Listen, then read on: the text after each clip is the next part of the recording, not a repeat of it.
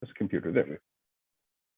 Wonderful. We are now recording, just so everyone knows as you come on, as you ask questions or as you post questions this way, everyone will be able to see. Welcome to our Friendship Place's most recent current webinar, Understanding the Permanent Supportive Housing System. We have a lot of great resources on the line today. People joining us. We have Anna Fogel of the DC Department of Human Services.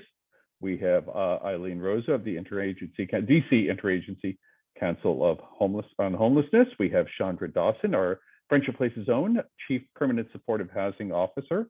And of course, we have Jean-Michel Giraud, our President and CEO. Folks are going to have lots of great information to share with you today.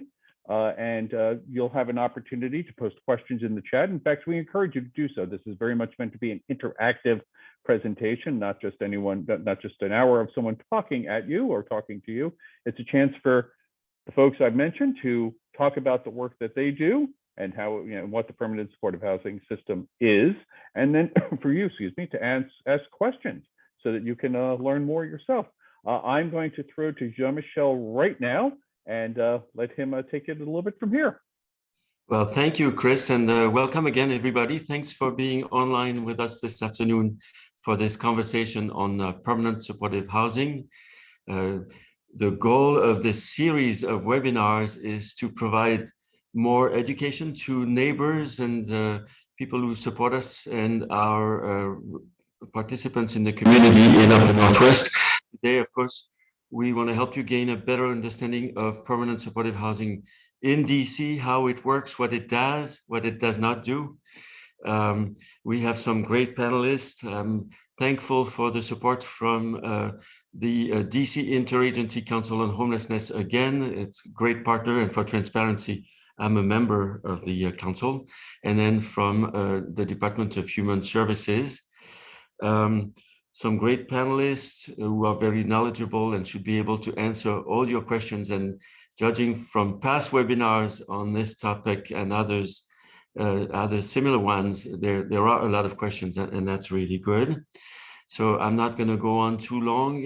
In the order, I'm going to throw to Eileen, and then we'll hear from Anne and from Chandra, who will share our experience at Friendship Place working in this system since 2008. So over to you, Eileen. Right. Good afternoon, everybody. I almost said good morning, but it's afternoon now. So nice to be with you all. So my name is Eileen Rosa. I just recently joined the DC Interagency Council on Homelessness as a policy advisor.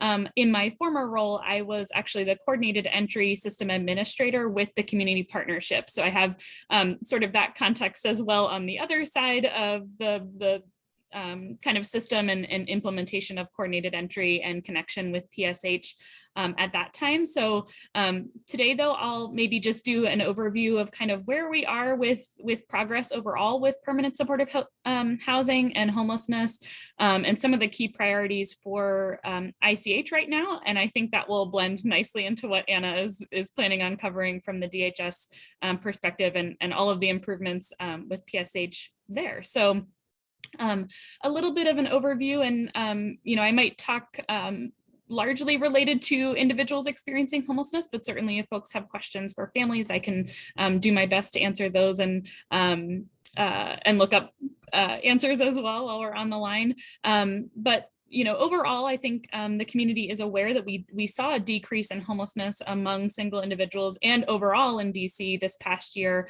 in the 2022 point in time count. And that really goes to show that we, with the additional resources that we've seen throughout the pandemic, that we were able to make an important shift in our homelessness kind of state within the district. And so I want to recognize, the influx of federal resources as well as local resources.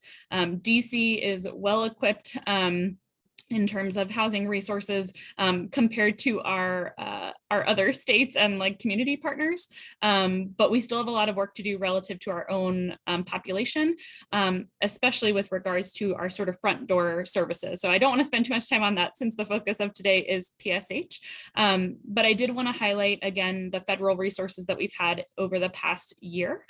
So folks might know that we had an investment from the federal side for the EHV, or emergency housing vouchers.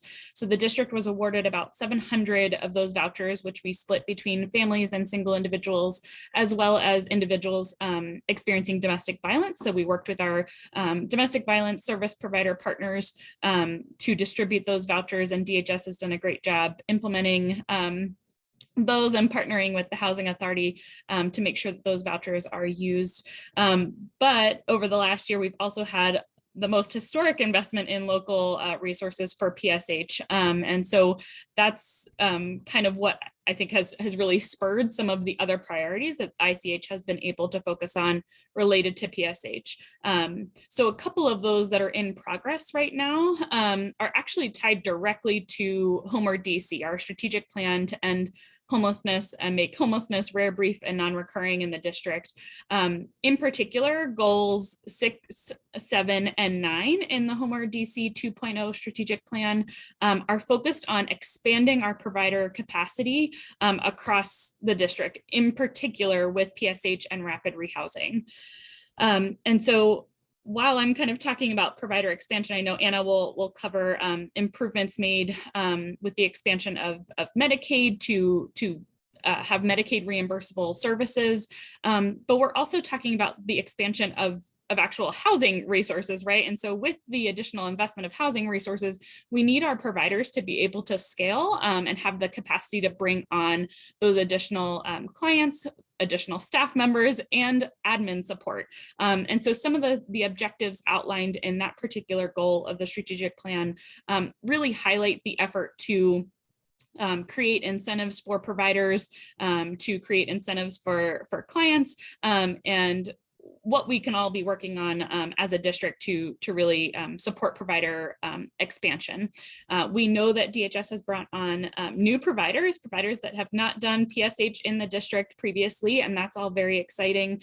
And the same thing for rapid rehousing. So that's just one important part of expanding PSH and one of the priorities that the district needs to focus on. And it's also an opportunity that we've been looking at for additional philanthropy opportunities to invest in new providers, especially from an equity lens. We know that we have small providers, we have providers that are led by people of color, and we want to make sure that there is that equity in terms of access and award through any competitive procurement process. So that's kind of part one of what I wanted to touch on in terms of expanding provider capacity.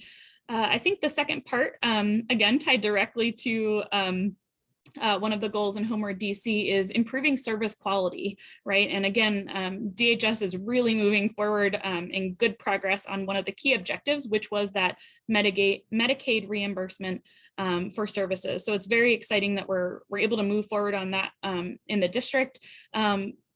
Because that has a particular focus on PSH and allows a little bit of flexibility with each client in terms of the level of care that they need. So we've been talking a lot more about kind of having those flexible case management, responsive case management to the level of service that clients need in that respect. And then the last sort of goal that I wanted to touch on in HOMER DC that we've been making progress on more broadly that certainly impacts how we're thinking about permanent supportive housing is how we are working on and responding to folks who have complex health needs in partnership with hospitals and our other healthcare agencies like the Department of Behavioral Health. So the ICH has been leading a sort of deep dive into goal 9 of Homer DC 2.0 to focus on this initiative. We've been partnering with DBH and with the Hospital Association to really do a deep dive into what are we missing? What are some of the objectives that we already have outlined in the plan, but what are we missing? Are there key gaps in program models as people are exiting hospitals and maybe experiencing homelessness? What is the right kind of respite care that might be needed at that point? And then what does that help us understand about that person's housing needs long-term and permanent supportive housing? Is that something that we should be aware of when we're talking about site-based permanent supportive housing resources? Or is that something where somebody might need wraparound services as they're placed into a community-based or what we've called a scattered site or a tenant site voucher or program?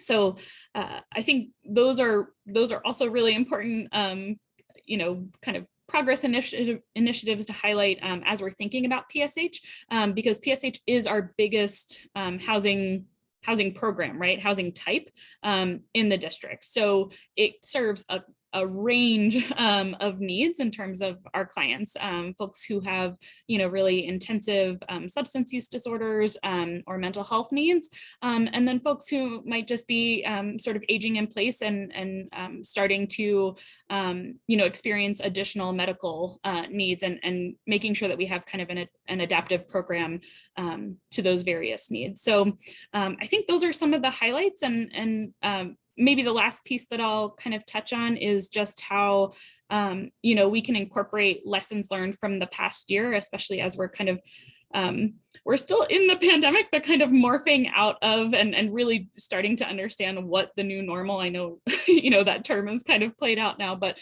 really, truly, what does that look like? And I think we've learned a lot in terms of how we're prioritizing our everybody experiencing homelessness for our still limited housing resources and permanent supportive housing resources. We know we still don't have enough PSH to serve everybody experiencing homelessness. And so we do need to be mindful of how we're prioritizing. We have learned a lot through our use of the PEP-V and the additional hotel placements throughout the pandemic.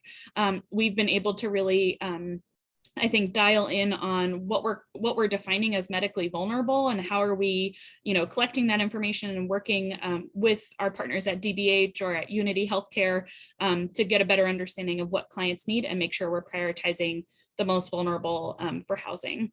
And then I would also say, I think we have a lot of opportunity as well to really kind of streamline and maybe fine tune how we're prioritizing clients for site-based or project-based permanent supportive housing. It's something where we've had a tough time, I think, working with outreach and shelter providers to understand clients who might be interested and kind of opting into those options in those buildings that are available, because we don't want to lose that resource, right? And we know that voucher is a little bit different than scattered site or being able to find a different unit anywhere in the city because it's kind of tied to that building, but still making sure that we want to have access and make sure that we're using that as a creative PSH solution. So I think those are some key lessons learned that will probably still be priority as we head into a new fiscal year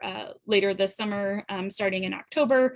And before we normally start the fiscal year, we work as a system to, for each subpopulation, for families, single adults, youth, and veterans, is to revisit our sort of prioritization framework for, again, the limited housing resources. So how are we kind of reevaluating what our homelessness population looks like in terms of medical vulnerability and specific needs, and how can that inform how we're targeting and matching folks to permanent supportive housing resources. So I think I'll leave it at that. I saw some questions coming in. I'm not sure, Chris or Jean-Michel, if you want me to take a look at those, or Anna. Why don't we loop back around after Anna and Chandra speak, and then we'll go through all of these. Thank you so much. It was very informative. That was wonderful. Thank you. Anna, over to you. Yes, I thank you, Eileen, for that really helpful overview and discussion more on the policy level. I'm going to take it like another level down and talk about what it looks like in terms of implementation. And then to get even more in the weeds, I'll pass it on to Chandra. But actually some of these questions around the coordinated entry system and what we mean by supportive services and PSH is exactly what I wanted to talk about. So these are perfect segues. I will quickly introduce myself. I realize I didn't do that yet. I'm so excited to jump in, but I'm Anna Fogel, a Deputy Administrator for Permanent Housing at DC's Department of Human Services. My division includes all of our permanent housing voucher programs, of which PSH, or Permanent Supportive Housing, is our largest one, but not the only one. So I'm not going to talk for too long. I know this is a group with lots of questions, so I want to make sure to leave time, but wanted to talk a little bit about how residents are matched to permanent supportive housing using our coordinated entry system. So thank you for that question. Then want to talk about once residents are matched and are in the permanent supportive housing program, what the different phases of that program looks like and what kinds of services are delivered. And I'll do that at a relatively high level because I know Chandra will talk about it in more detail. And I'll talk a little bit about some of the big shifts in the program, which Eileen started to preview, including the shift to launching a new Medicaid benefit for a permanent supportive housing program. And then I'll just talk a little bit about who provides PSH services and monitors them, and sort of what the overall program looks like right now and what it looks like in terms of growth going forward. So I think I will cover a lot of the questions that have come up in the chat, but I'm sure not all of them. And just one other sort of caveat in terms of what I'm going to talk about, which is that I'm really focused on the Department of Human Services PSH program. We are not the only PSH program in DC. And as I also mentioned, I'm talking about PSH, but there are other rental subsidy programs like rapid rehousing. There are other voucher programs. We talked about this in the last webinar too, and I can see there's many of the same folks on. But so hopefully that context was helpful, that PSH is just one of the voucher programs in the district. So I'm going to start with how residents are matched to PSH in terms of eligibility and also how residents are prioritized. And Eileen, I hope you will jump in if I get any of this wrong, since she is truly our systems expert in this. But just to start, everybody is matched. Every resident in the district is matched to permanent supportive housing using a coordinated entry system. So there's not individual referrals from providers.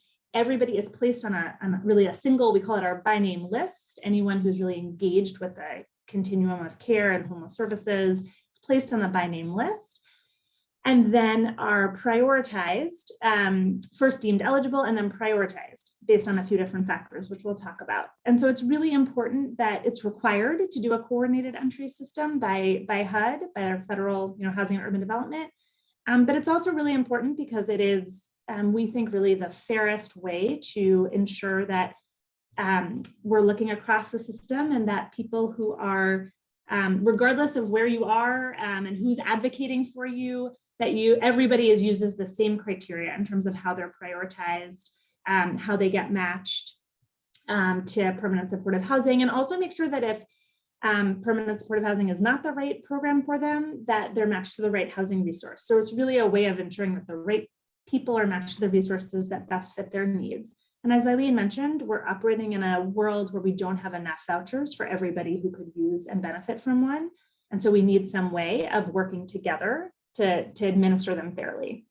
The other thing I'll say about the coordinated entry system, which you'll sometimes hear people refer to as CAP, the Coordinated Assessment and Housing Placement System, is that it is truly a community-wide effort. This is not led by DHS. It's community-wide, so we work really closely with the community partnership, who Eileen used to work for, as well as with all of the other really providers, homeless services providers in the system. And then the last sort of piece of context on the coordinated entry system I just wanted to give is that there's a couple of different subgroups in thinking about how people are matched. So there's a youth CAP system, just for residents that are youth and being matched to youth resources. There's an individual CAP system, a veterans CAP system, and a family CAP system. And so that's also just helpful to understand in terms of how people are matched through the system. In terms of eligibility, you're only going to be matched if you're eligible. So in terms of eligibility, to be eligible for PSH, whether you're a family or a veteran or an individual or a youth, you have to have 1+ years of documented chronic homelessness, which means either 1 consecutive year of experiencing homelessness or 4 episodes of homelessness within the last 3 years, and a chronic disabling condition. So I saw there was a question about that. So this is an and in terms of eligibility. And then also for PSH, you also need to have, a need for more intensive case management services and limited income earning potential.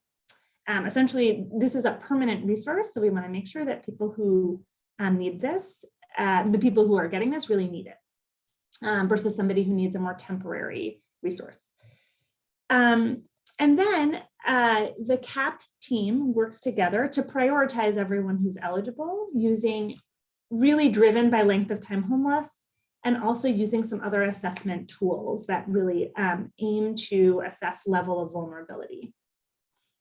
Imperfect tools and systems, but that's partly why doing these meetings with the community is really helpful, because there is a lot of conversations.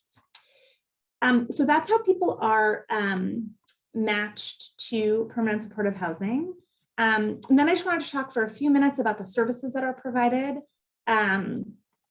And then I'll talk a little bit about who's providing those services. So Eileen talked about this too, but there's really, I think about it as sort of 2 types of PSH vouchers. One, which is tenant-based, which means we talked about this at the last webinar, I'm realizing, but just as a refresher, that means it's a voucher that is attached to the tenant. You use it, you go out on the open market and find a unit. And then unit-based or project-based, which Eileen also talked about, which is a voucher that is attached to the unit itself, and a resident can choose to live in that unit, but can't sort of take that voucher with them. It's really important. It feels very different to the tenants, and also probably to many of you as neighbors. Residents with tenant-based can move around. Residents with unit-based are tied to that unit. In terms of the services being provided, we think about it in general as providing a long-term housing subsidy. This is permanent, and also intensive individualized case management. And there's really 2 stages of this case management services. So the first stage is housing navigation. And so the first part of being in PSH is finding a unit and moving into it. And that is a process of going through getting your voucher, working with the housing authority through their process, finding a unit, getting it inspected. It has to meet housing quality standards. It has to be rent reasonable. So it's a process. And during the housing navigation phase, PSH providers and case managers are required to meet with their clients, had to have 4 times per month, so every week, and at least 2 of those are in person. And then once clients are stably housed, they move into what we call the housing stabilization phase. There's just 2 phases, housing navigation and stabilization. And the goal of the housing stabilization phase is to support residents to stay stably housed permanently. And so during the housing stabilization phase, case managers meet with their clients twice a month. This is a minimum, but at least twice a month, at least once in person. The other thing I just wanted to mention is that case management is not the only services that are being provided.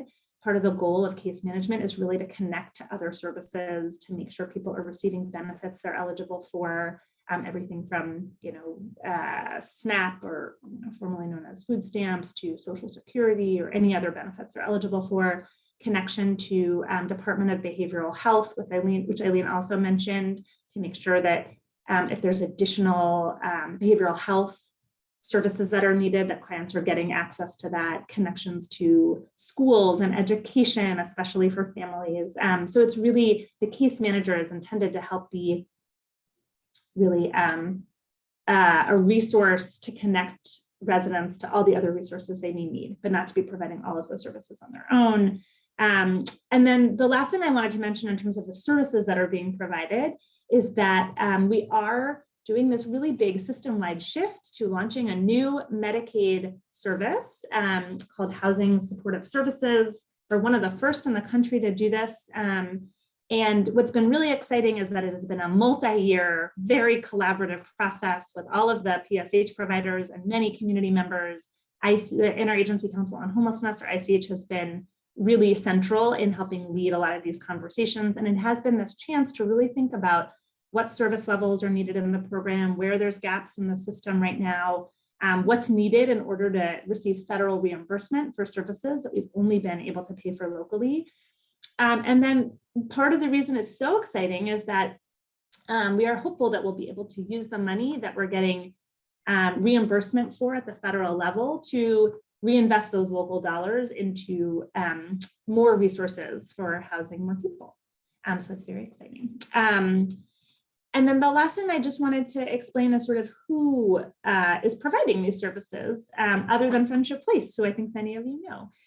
So there's 23 23 non-governmental PSH providers as of July 1st. So we have, this is a growing pool of PSH providers. We're very excited. These are all non-governmental organizations, mostly nonprofits, but not entirely, that have really deep experience serving people experiencing homelessness. Many of them have specialties like serving families or serving individuals or other sort of specialties. So everybody is able to serve all of the clients in the PSH program. And each of these providers has a contract with DHS or a human care agreement to provide these services. So there's quite a substantial monitoring team at DHS that provides oversight for all of the PSH case management services that are being provided by these 23 non-governmental providers. And then I'll just end with a little bit about the size of the program, because we get asked about that a lot too. There are about 4,000 people in PSH, in the DHS PSH program who are currently housed. It's grown really significantly in this fiscal year in FY22. There's about 2,500 new PSH vouchers this year, and we expect about another 1,000 PSH vouchers next year, which is really exciting, but you can imagine is really significant growth when you think about how large the program is right now. It's partly why some of these sort of system level shifts that Eileen talked about are so important. And also why our system of sort of coordinated entry and making sure our service levels are appropriate are so important as we're growing the program so significantly. So I think I will stop there because I know it's almost 12:30 and I definitely want to make sure Chandra has time to talk and that we have time for questions, but happy to answer any of them. Well, thank you. So Chandra, how do we do it here at Friendship Place? Sure, thank you, Chris. First, let me introduce myself again. Chandra Dawson, Chief Permanent Housing Officer here at Friendship Place. Happy to share the space with Eileen and Anna. Welcome all. How do we do it here at Friendship Place? Well, we do it well. That's one thing I'll say. But we do it collaboratively with many of the individuals that we share the space, such as Eileen and Anna, as well as other organizations and systems. So we facilitate PSH services. We hold space on the site-based side, a la Casa program, where we provide site-based, as Anna and Eileen already defined, services to 40 male identifying individuals who were deemed PSH eligible based on what I often define as the acuity or the presenting needs. It was deemed most beneficial for many of these individuals that they've received their services site-based. And what does that mean? The voucher is attached to the particular, the unit, or La Casa is the program or the building, and the services, the case management team, the advocates, the managers are there on site in the building. They have their own unit. They are single occupied units. They don't have roommates and things like that. But downstairs as needed, they're a 24-hour team of support and staff. We also support PSH on the family side. That's our Neighbors First families. And on that side, when I say families, I use that term to reflect the diverse presentation of families. These could be female-headed households. These could be two-parent households. These could be grandmas or aunties who hold guardianship space as caretakers for nieces and nephews. These could be male-led homes, but that is our family side. And then we facilitate services on Neighbors First individuals. These are single occupants. And so this is where there is just one individual single occupancy in a unit. NFI and NFF, as we affectionately refer to them, are our scattered site programs, meaning the case management and the case management is brought to the home or in the community where the participants reside. Unlike, like I said, our site-based where the staff is downstairs in the building. We have another program, Bridge Housing, which our Valley Place program, which is not under the PSH umbrella. However, the large percentage of residents that are part of our Bridge Housing population are PSH matched. And so in that capacity, we support the primary housing provider, the PSH provider, or the rapid rehousing provider in supporting the housing navigation for that particular individual. Now, the goal between Bridge Housing is to expedite the housing navigation process. So just to recap, we facilitate services for families, individuals, scattered site-based, and we have a cohort of individuals where we support the PSH provider in expediting the housing navigation process. I really want to hone in on what does the case management, what do services look like? As Anna outlined on the navigation side, we're looking at 4 interactions, as we say, 2 of which are face-to-face. The goal around housing navigation is just that, to secure housing. That portion of the process for many participants requires a great deal of support. I won't say hand-holding. I don't believe we hold hands. We empower, we support, we walk alongside, we don't hold hands. And really, we are led by the participant, be it the family or the individual, in locating a unit. Now, that process is comprised of just that, locating units, filling out applications for voucher, working with DCHA. In addition, addressing many of those other barriers that would, if not addressed, possibly impede or frankly say sabotage successful navigation or location of a unit. So that's with our systems such as DBH. That could be making sure that our individuals or families are properly engaged in the needed medical supports. And so what I will say for housing navigation, often individuals refer to PSH as an issue around just helping someone find a house. That is very narrowly defined. That is not what we do. It is a wraparound comprehensive service model where, yes, stabilization of housing is the goal, but to secure stabilized housing, you have to address all those other competing barriers, which is ultimately part of what qualify the individual for PSH. Navigation is that process all the way up to lease up, and lease up means the signing of the lease and keys in hand, and they move in. From that phase, we move to housing stabilization. Now, one of the benefits of the PSH model, and I can say this as someone who's provided case management directly as well as case management programs, the participant has the privilege of working with the same case manager throughout the process. And this is not that here's your case manager for 90 days, and when you're finished, you transition to a new phase and you're reassigned. Now, reassignments happen, but not because of a time constraint. Reassignments sometimes happen based on the best interest in the needs or the acuity of the individual. Transfers or reassignments happen sometimes based on staff transitioning in and out. But one of the key tenets I like about the PSH model is the case manager that you are working with, if you're in the navigation stage, that is your case manager or your partner that's working with you all the way up to lease up, and then as you move into stabilization. So that case manager, that continuity is great for the rapport. It minimizes often any additional trauma impact on the part of the participant.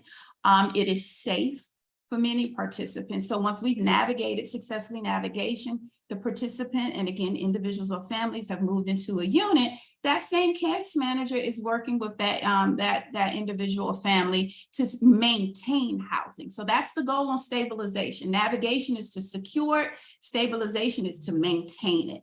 And so from there, the home visits are outlined in our ACA, as Anna outlined, and that's 2 interactions a month, one of which has to be face-to-face. I'll note, as Anna said, that is the minimum.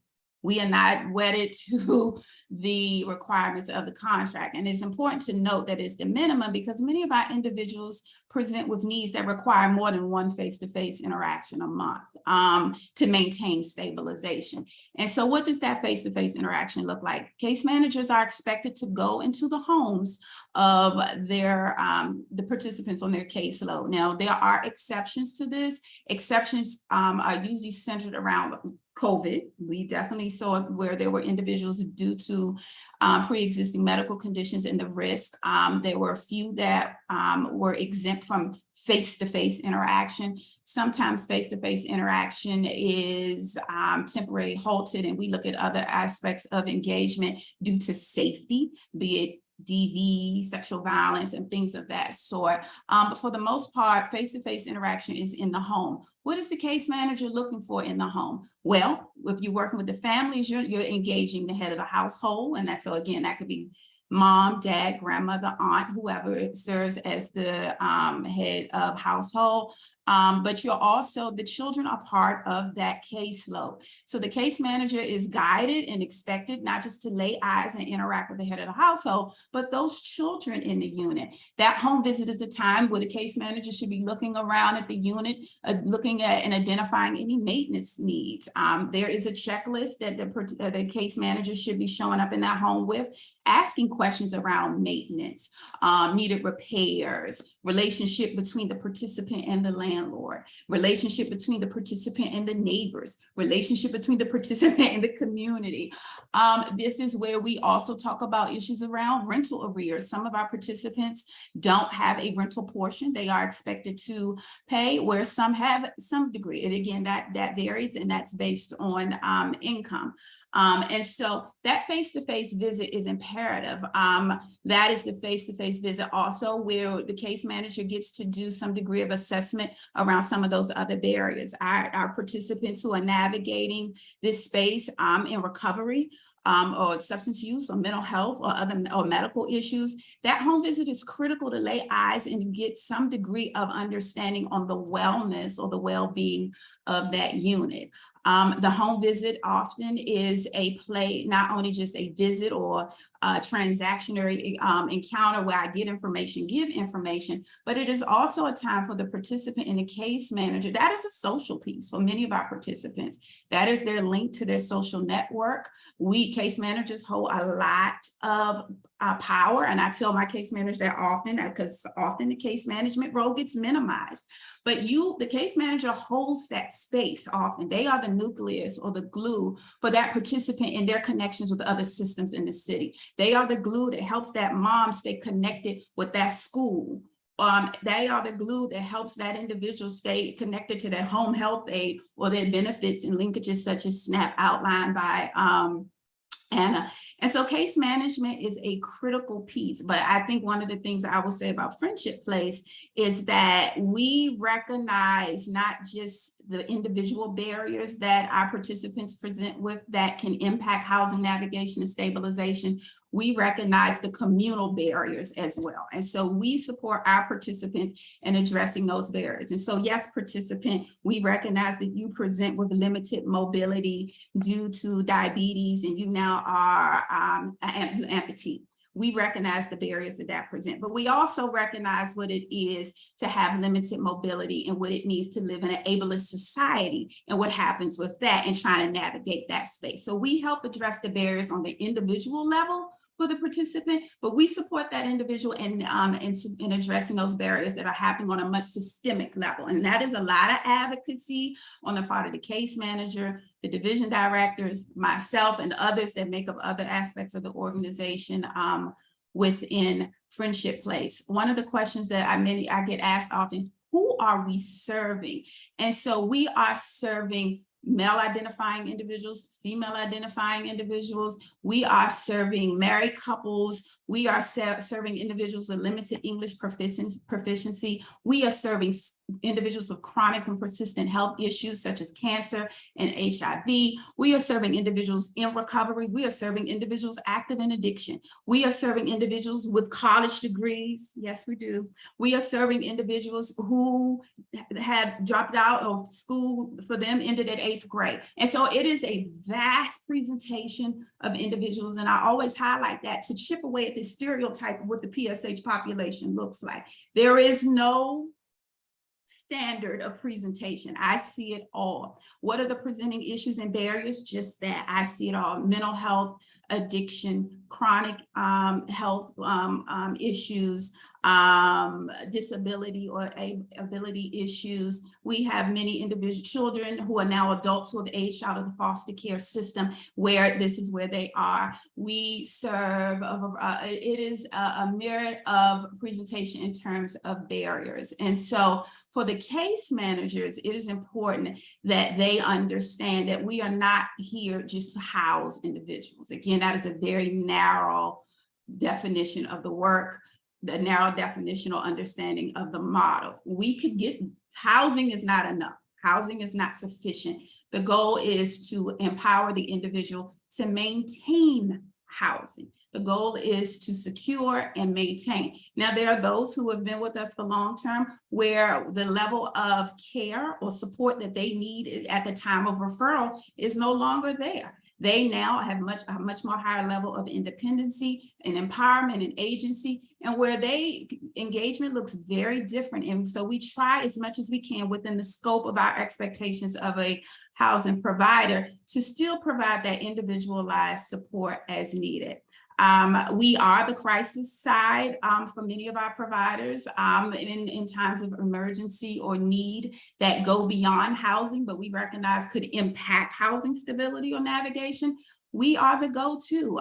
No matter how much I say we are not 24 hours and we don't hold the space of MPD because of that needed rapport, our participants often engage us before they engage emergency personnel. And so we work closely with those other crisis support systems, which I think we highlighted in previous webinars. We work very closely with our funder, DHS, in terms of not just this monitoring relationship, but we like to position ourselves to inform DHS in terms of what we are seeing. Here's the policy, here's the expectation outline. Okay, well, let me feed you all in terms of what this looks like on a day-to-day on the ground. And so we value that collaborative relationship.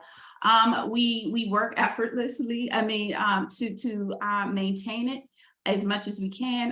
What I will say as we transition into Medicaid, we are met with the challenges of a new model. To say, I think we all share that space. I think DHS shares that. I see Eileen smiling as I say this.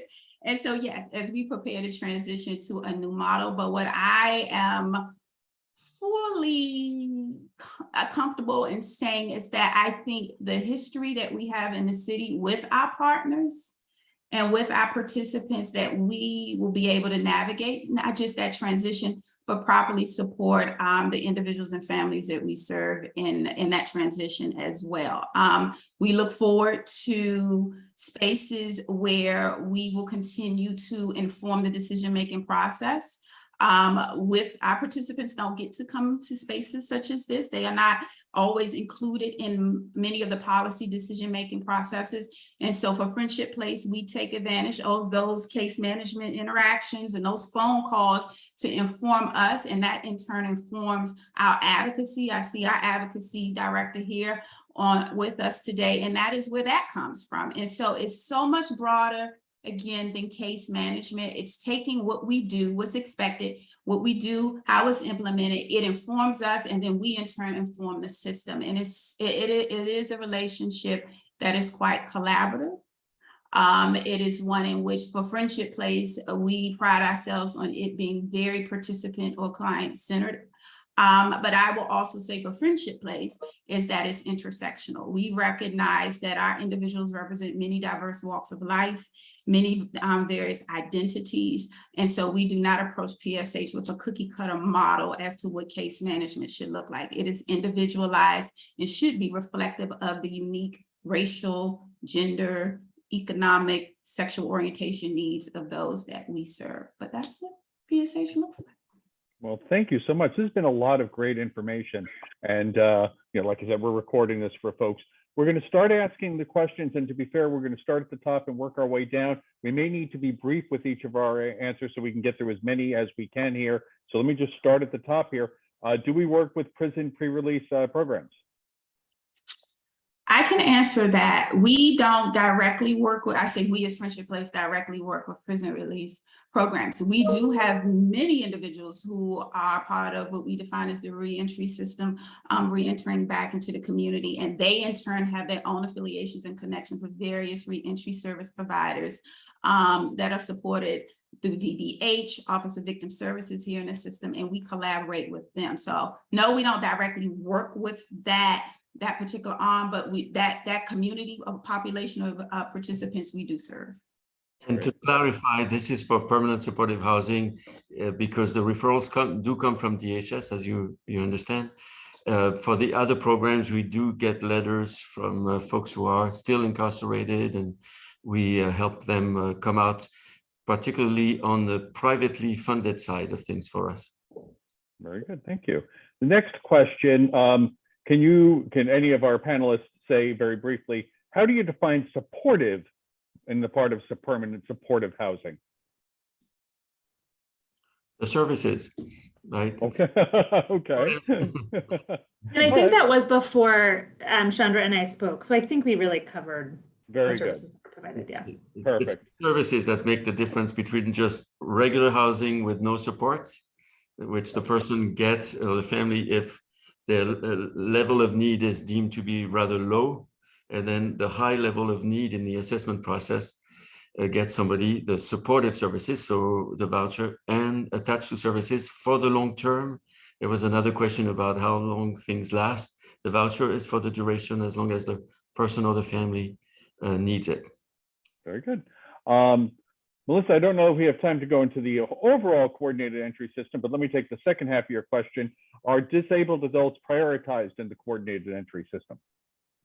Yeah, so as Anna mentioned, a disabling condition is part of the eligibility for permanent supportive housing. It's actually a subset of the chronic homelessness definition. So long experiences or long histories of homelessness coupled with a disabling condition. And I think, so that chronic homelessness definition is actually detailed by HUD. And the disabling condition is actually, it's pretty broad. It includes substance use, mental health, and other like physical medical needs. So it's pretty broad definition of disabling condition. Thank you. Jean, I think we may have answered about the questions being permanent for the life of the person, but specifically for Friendship Place, do we mainly use vouchers for permanent supportive housing? How do we employ the voucher system? So most of the folks we work with who have vouchers are in the permanent supportive housing program funded by DHS, yes. Okay. Do we work with Maryland and Virginia? And I guess anyone on this call might, obviously we're DC centric, particularly the two non-Friendship Place folks here. But what sort of coordination do we do with Maryland and Virginia around PSH development? I'm happy to start, though I would say this is really an ICH role. So Eileen, I might ask you to respond to what I would say is that we definitely work in collaboration. Most of the PSH vouchers in DC can only be used to lease up in a unit in DC, but any of the federally funded ones, like the emergency housing vouchers, which Eileen talked about, can be used to lease up anywhere. And many people are using them to lease up in Virginia and Maryland. But there is really an ongoing conversation about not just PSH, but more generally planning around homeless services with the broader DMV area. Eileen, anything you were going to add to that? Or? No, I think Anna covered it. Yep, ongoing regional collaboration. Great, thank you. And I'm sorry for going through these questions quickly, but there are a lot of questions. I want to get to as much as we can. How does DC sustain service levels? What are the sources of services funding under ARPA and other sources?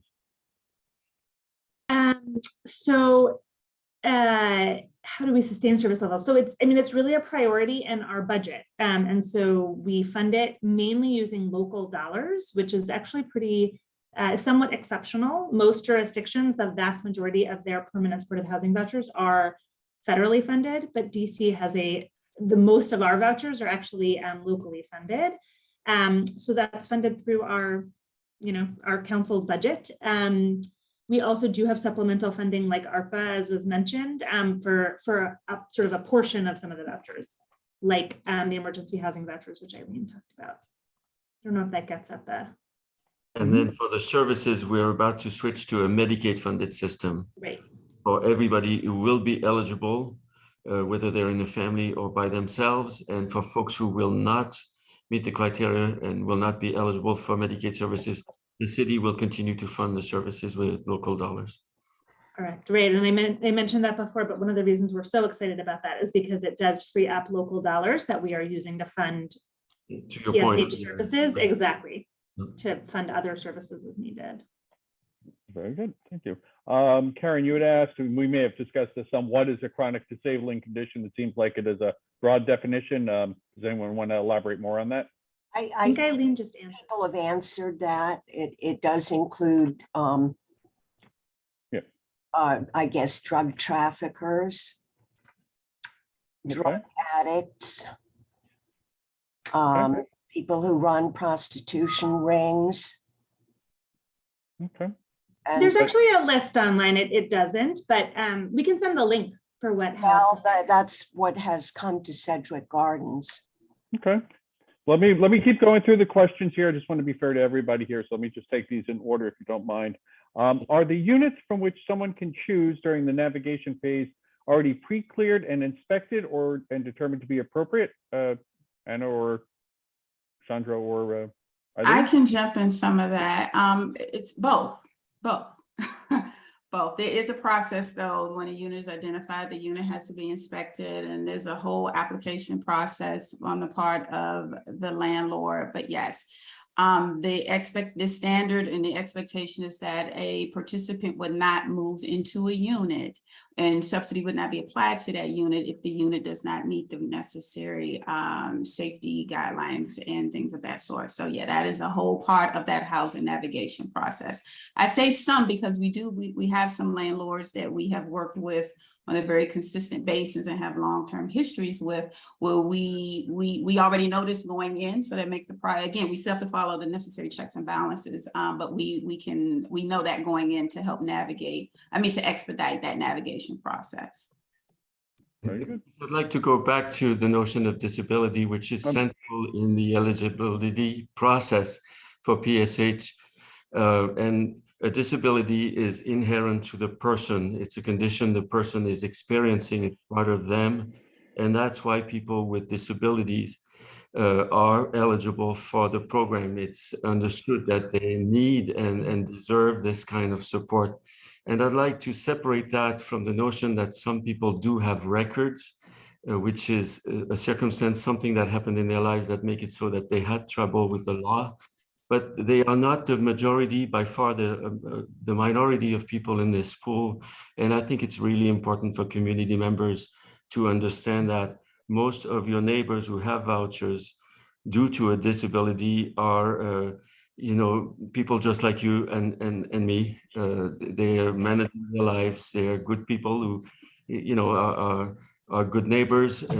And the folks who have records many of them are trying to be good neighbors as well, and they are. We don't want to somehow equate disability or talk about some lists that would be out there that it would include people who have records. The two notions are really separate. And in all fairness to the people experiencing homelessness in the district, it's really important for us to understand that as we build the system. Very good. Thank you.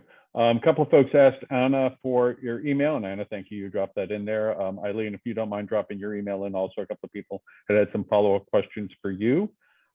Jamie, you asked what percentage of DC issued vouchers are for PSH. You also asked the follow-up question, which percentage of PSH vouchers are tenant-based? So I'll allow anyone to answer that. So Eileen can definitely chime in here. I think I looked this up for the last webinar. I think it's about 25% of the district's vouchers are DHS and mostly PSH vouchers. And then in terms of tenant-based, I want to say it's about 85 or 90% of DHS's PSH program are tenant-based.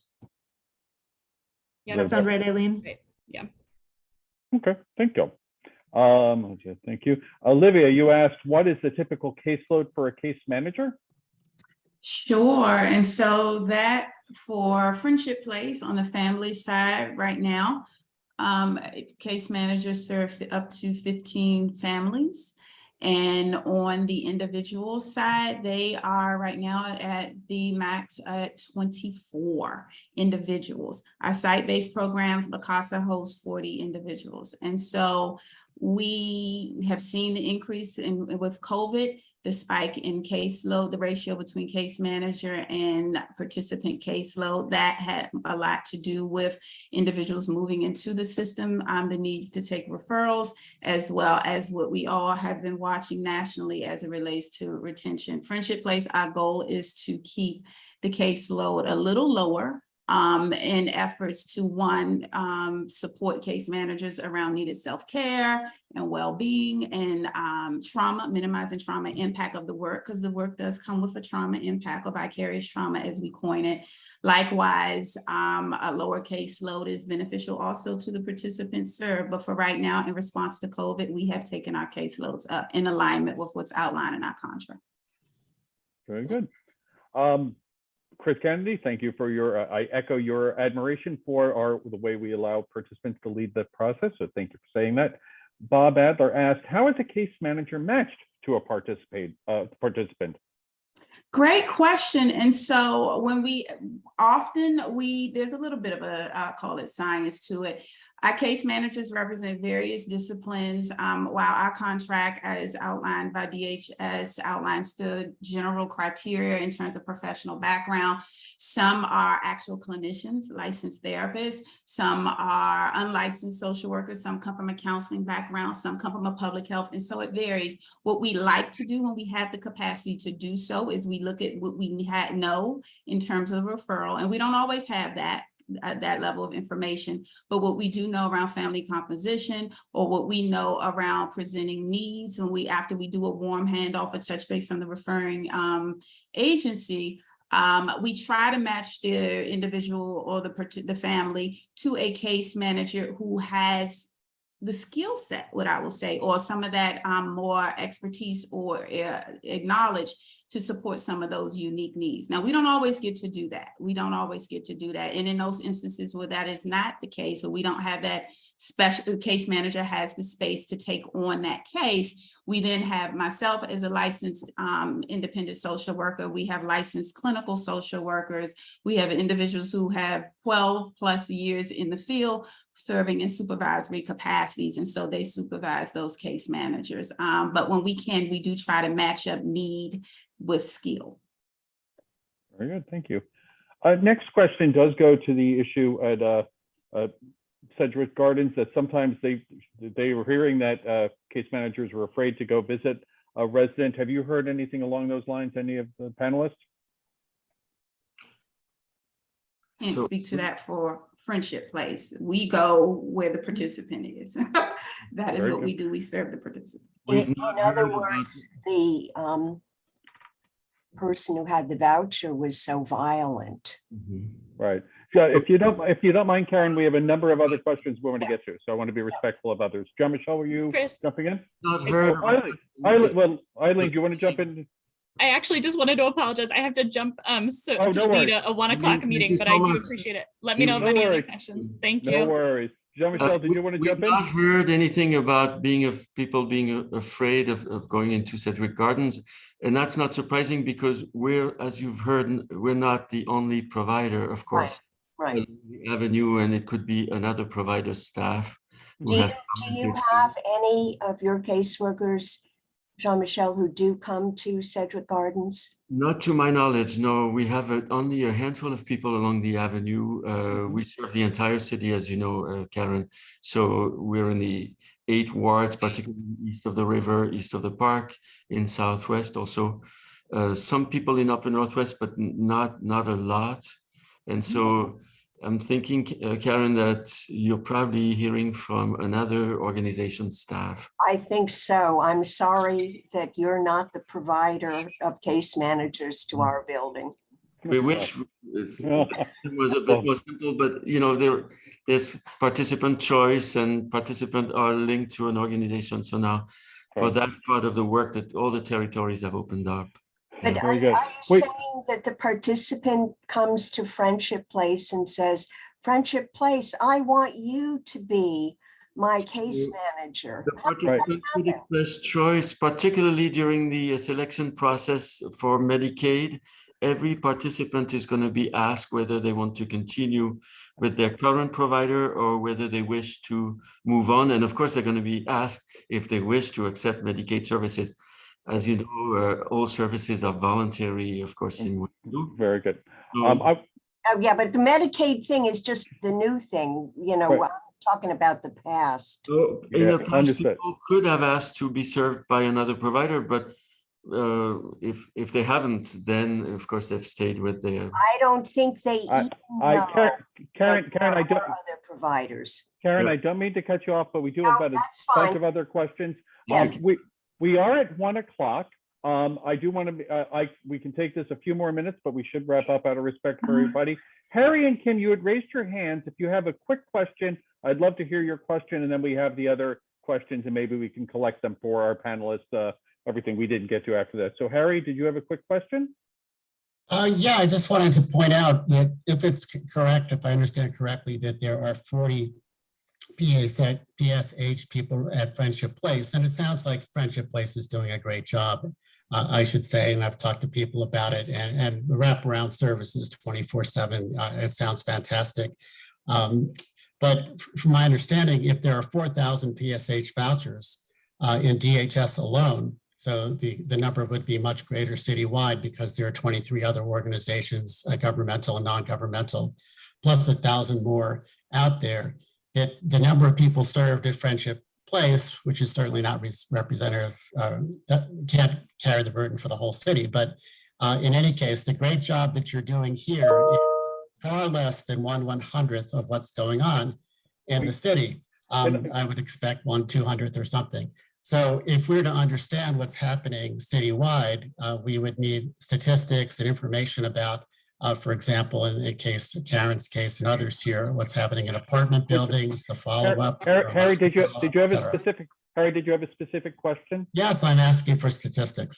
Yeah, if you look at my next piece, we don't have the basic statistics on these programs. So the most basic things, we only have a little bit from DHS. So not Friendship Place. I have complete faith that Friendship Place is doing a great job. There are 40 people. However, we're talking about 5,000 more people or many, many more. If I could, Anna has to leave. Thank you, Anna, so much for being with us again. okay, thank you, Anna. We'll compile questions. Why don't we take this one more minute? Just want to clarify one thing, Harry. 40 people we serve in PHH is in one of our buildings. Chandra, how many people do we serve in PSH overall? It's more than 40. I can definitely tell you that. The 40, and I want to the ballpark, is it 4,000? That 40 is at La Casa, and what we serve currently in terms of, so we serve individuals and we have a families program. Now, do we serve 4,000 participants? No, we don't. But we have a much larger capacity than the 40, and we are one of the larger PSH programs in the city. And so we partner with our other homeless service providers to address the need. But I think you heard Anna and Eileen outline, right? The need, the capacity does not match the current need. And you also heard the outline in current initiatives, advocacy around funding, policy to address that issue. And so definitely that is bigger than Friendship Place. So what we've understood, we had some good information about Friendship Place, and I really appreciate the work that's being done. But we really haven't talked about PSH overall, which is much, much bigger. And some of the questions if I could just chime in just about right the specifics. Before I leave, the information that I was providing was really for all of DHS's PSH programs. And so I think it's really helpful to hear how Friendship Place approaches it, but it is a consistent model across all of the providers. No, it's really not. We know that it's not a consistent model. It's not even close. Harry, I don't mean to cut you off, but we have a lot of other people who do want to ask some questions. I want to go to Kim and then probably wrap this up because we are running over time. Kim, did you have a quick question? Well, no, I think it needs to be a longer conversation, but I'm also, no, I'm representative of a building on Connecticut Ave, a condo in this case, but and do appreciate all the work Friendship is doing. But okay, as the leader of the pack, what do you recommend? how we can work together. In some ways, I see that there's a lot of money being spent on landlords who are claiming way over market. And to me, that leaves less money for the wait list. It leaves less money for services. I'd like to find a way we can sort of, I guess, work to make sure that's more fairly distributed to the right resources. Kim, Especially, and I just want to add one more thing that, well, go ahead.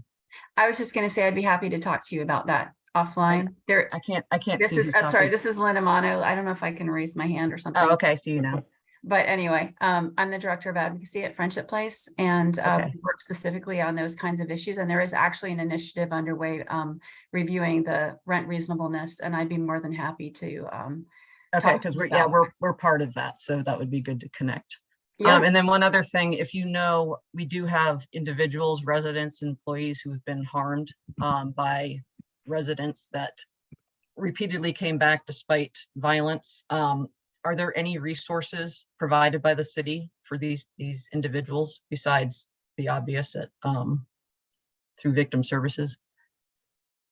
Well, I mean, there are police if they're assaulted. Anna, No. I mean, wait, why don't we let Anna answer that question? I'm not totally sure I understand the question. Are you asking if there are resources for residents who are victims of domestic violence? no. Well, we're victims of clients of the city who get assaulted and are not moved to another location. So just like any resident in DC, if there's issues around public safety, we work with our public safety agencies like MPD. They did. MPD has been great, but when somebody's not relocated, there's nothing that there's not much they can do. So residents with tenant-based vouchers choose where they live, just like all of us. So they use their vouchers to choose. We're not placing people, we're not relocating them unless they're choosing to do that. If there are, again, like issues with public safety, though, of course, then public safety agencies are involved. But those are different than whether people choose to move or not. Very good. So okay, but if if they have a disability, then who is monitoring safety for the residents around them? I mean, MPD did what they could, but if they're not, put into transitional housing, which is where some have come from, then what? I mean, I'm happy to talk to you offline about, I'm happy to follow up more offline. It might be that's probably would like to hear that. conversation. very good. So we are now, first of all, Anna, thank you. Chandra, thank you. And in absentia, Eileen, thank you. We have gone about 10 minutes over, and that's fine because this is a good, robust conversation. We'll take down some of the other questions, and I'll circulate them around the panelists in case there's any feedback. Chandra, Anna, any last comments you would like to make before I throw to Jean-Michel to close out? Anna, you want to start? No, I just appreciate the conversation. So thank you to Friendship Place for hosting, and thank you for all of the questions and comments, and I look forward to continuing it. Thank you, Anna. Thank you, Anna. Likewise, I think I speak on behalf of Friendship Place and the participants we serve. Anna, we always appreciate partnering with DHS and through spaces such as this, as well as it's specific to certain individuals and families that we serve. I too avail myself. Many of you reach out to me independently to answer questions around PSH. So my contact information, I believe, is on our website. So feel free to engage me independently as well. Thank you. Thank you, Anna. Thank you, Chandra. And again, and Eileen out there in spirit. Jean-Michel, closing comments that you'd like to make. Yes, well, I want to thank our panelists. Thank you, Chandra, for this very interesting conversation on permanent supportive housing at Friendship Place, and then the partners at DC Interagency Council on Homelessness and at the Department of Human Services. It's great to have their support. They're now offline. I want to thank you all for attending. We decided, as you know, to have this webinar series because we want to support voucher holders along the avenue, and we also want community members to become better informed about the system. We know the system is complex, and that complexity has been added actually in the last few years. We're going to continue these conversations.